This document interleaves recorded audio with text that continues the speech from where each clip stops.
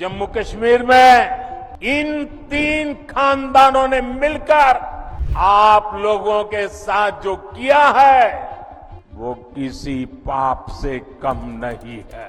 उन्होंने आपके बच्चों की चिंता नहीं की और परिवारवाद को आगे बढ़ाने वाली पार्टियां आपको गुमराह करके मौज काटती रही। पीडीपी के साथ तो बीजेपी का जम्मू कश्मीर में रिश्ता था, तब उनको पीडीपी में कोई खराबी नजर नहीं आई। जब वाजपेयी साहब को मिनिस्टर बनाना था तब हम में कोई खराबी नहीं थी। कल को अगर बीजेपी के नंबर कम पड़े उनको पीडीपी में कोई खराबी नजर नहीं आएगी। इस खूबसूरत राज्य को परिवारवाद ने खोखला करना शुरू कर दिया। यहां जिन राजनीतिक दलों पर आपने भरोसा किया उन्होंने आपके बच्चों की चिंता नहीं की। उन राजनीतिक दलों ने सिर्फ और सिर्फ अपने बच्चों को आगे बढ़ाया। जम्मू कश्मीर के मेरे नौजवान आतंकवाद में पिसते रहे और परिवारवाद को आगे बढ़ाने वाली पार्टियां आपको गुमराह करके मौज काटती रही। इन लोगों ने जम्मू कश्मीर में नए नेतृत्व को कभी भी उभरने ही नहीं दिया। ये तीन खानदान,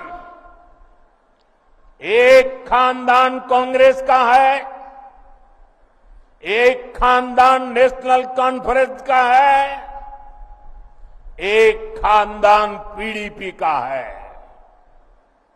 जम्मू कश्मीर में इन तीन खानदानों ने मिलकर आप लोगों के साथ जो किया है वो किसी पाप से कम नहीं है।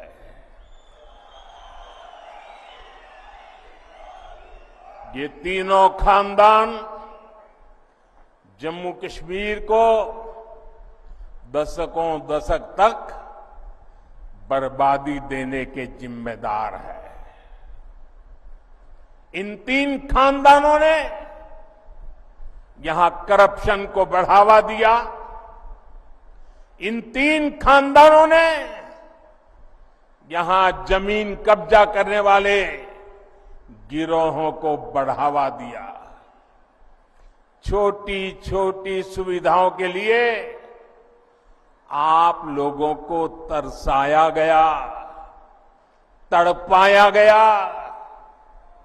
सरकारी नौकरियों में सिर्फ उन्हीं लोगों को भर्ती किया गया जो इन तीन खानदानों के खास थे।